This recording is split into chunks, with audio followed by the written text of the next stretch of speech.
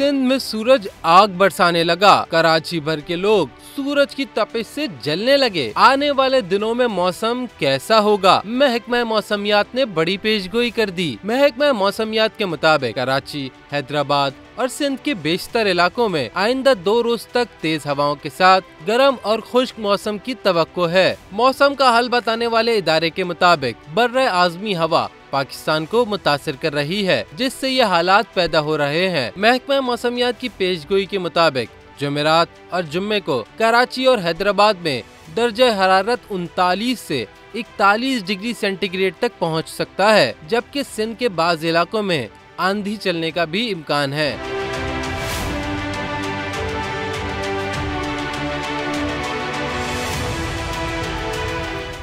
Subscribe करें और bell दबाएं ताकि कोई खबर रह न जाए।